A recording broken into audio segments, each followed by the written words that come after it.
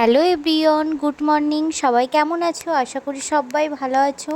আমিও বেশ ভালো আছি। নতুন একটা ভিডিওর সাথে তোমাদের জানাই ওয়েলকাম।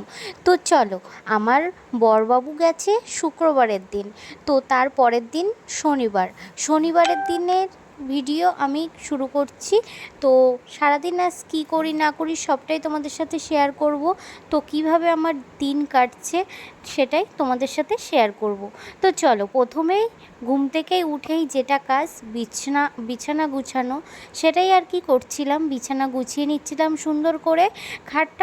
খাটটা সুন্দর করে গুছানো না থাকলে না ভালোই লাগে। নিজের ঘরটা পরিষ্কার পরিচ্ছন্ন না থাকলে না একদমই ভালো লাগে না, আমার তো ভালো লাগে না। তারপরে ঘরটা গুছিয়ে নিচ্ছি বা ঝাড় দিয়ে নিচ্ছি। সব ঘরগুলো ঝাড় দিয়ে আর কি অনেকগুলো কাজই করেছি, বাসি কাজ সেরেছি, বাসন মেজেছি, ঘর মুছেছি, ঠাকুরের বাসন মেজেছি, অনেকগুলোই আর কি কাজ করে এই যে স্নান করে চলে এলাম ঘরে। আলতা পরে নিচ্ছি, কারণ হচ্ছে আজ যাব পুজো দিতে। জানো তো আজকে হচ্ছে কৌশিকী আমাবস্যা। কে কে পুজো দিয়েছো? আমি কিন্তু পুজো দিচ্ছি। আমার শাশুড়ি মা বলল, আমার তো একটুও খেয়াল ছিল না। তারপরে আমি এসব তো জানি না যে অমাবস্যাতে এটা খুব ভালো দিন, তো আমি এটা জানতাম না। তো আমার শাশুড়ি মা বলল যে আজকে খুব ভালো দিন, আজকে একটু পুজো দিয়ে আই। তো সেই মতোই আর কি আমি স্নান টান করে গুছিয়ে পুজো দিতে চলে যাব। তো শাড়িটা প্রথমে ভেবেছিলাম কুচি করে পরবো, তারপর ভাবলাম না, এক পিন করেই পরি। তো এক পিন করেই বেশি ভালো লাগছে, তার জন্যই আর কি এক পিন করে শাড়িটা পরে নিলাম। ভেবেছিলাম একটু তাড়াতাড়ি যাব, কিন্তু সমস্ত কাজবাজ একা হাতে করতে হচ্ছে, তো একটু দেরি হয়ে গেল। তো 9টার সময় আমি পুজো দিতে গেছি। তো এই যে নিয়ে নিয়েছি, বাড়িতে কিছু ফল ছিল সেগুলোই আর কি দিয়েছি, আর কিছু ফল কিনেছিলাম দোকান থেকে। তো তারপরে দেখো মন্দিরে চলে এসেছি, আর কি যে ভিড় হয়েছে মন্দিরে, সে আর কি বলবো।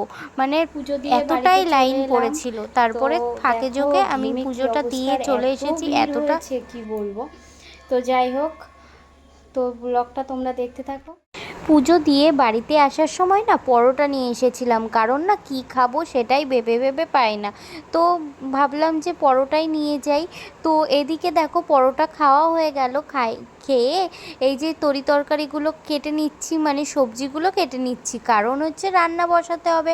অনেকটাই লেট হয়ে গেছে, পুজো দিতে গিয়েছিলাম যেহেতু, আর ওখানে যা ভিড় হয়েছিল মানে কি বলবো। তা বাড়ি আসতে প্রায় 11:30 12টা বেজে গেছিলো। 9টার সময় গিয়েছি আর 11:30 12টা বেজে গেছে, বুঝতে পারছো কতটাই ভিড় ছিল। তো তারপরে আমি সেগুলোই আর কি শাশুড়ি মাকে বলছিলাম। তো তারপরে দেখো কথা বলতে বলতে আমার সবজিগুলো কাটা হয়ে গেল, আর এদিকে দেখো আলু পটলের তরকারি, আলু পটল সয়াবিন দিয়ে তরকারি করব, আর হচ্ছে ডাল করব, আর আলু বরবটি ভাজা। তো তারপরে কি, বড়বাবু ভিডিও কল করেছিল, ও কোথায় আছে সেটাই আর কি দেখাচ্ছিল। তারপরে ওর সাথে একটু বকবক করছিলাম, ও যেহেতু পৌঁছে গেছে ওর ডিউটির জায়গায়। তো যাই হোক, খুব মিস করছিলাম, কারণ বাড়িতে ছিল 17 দিন। ওর মায়ের অপারেশন হয়েছে বলেই ছুটিটা পেয়েছে, তাছাড়া কিন্তু ছুটি এখন পেতো না। ভেবেছিল পুজোর সময় আসবে, কিন্তু সেটা তো আর হলো না। 17 দিনের ছুটি বাকি ছিল, সেই ছুটিটা এখন নিয়ে নিল। মায়ের অপারেশন হয়েছে তাই দেখার জন্য। তো কি করব বলো, পুজো 3 বছর বিয়ে হয়েছে, একবারের জন্যও আর কি পুজোতে ছুটি পাইনি। এটাই আমাদের কপাল, আর কিছু বলার নেই। তো যাই হোক, এই যে রান্না বসিয়ে দিয়েছি, রান্নাটা করছি, আর আলু পটল সয়াবিন দিয়ে তরকারিটা কমপ্লিট হয়ে গেল। দেখো কেমন হয়েছে বলো, ফুটছে, এখনও কমপ্লিট হয়নি পুরোপুরি, একটু ফুটলেই আর কি হয়ে যাবে। তো দেখো গ্যাসটা অফ করে দিলাম, হয়ে গেল তরকারিটা কেমন লাগছে বলো তো, ভালোই হয়েছিল। তারপরে একটু শুয়ে পড়লাম, রান্নাবান্না করে একটু রেস্ট নিচ্ছিলাম। কেউ তো এখনও খেতে আসেনি, তার জন্য আর কি একটু রেস্ট নিচ্ছিলাম। তারপরে সবাই আসলেই আর কি খেতে দেবো সবাইকে। তো তারপরে কি, আমিও খেয়ে নিয়েছি। নিয়ে এই যে সন্ধেবেলা গিয়েছিলাম একটু ওষুধের দোকানে শাশুড়ি মায়ের ওষুধ কিনতে, আর নিয়ে এসেছিলাম মোগলাই, তাই আর কি এটাই খাচ্ছিলাম। তো আজ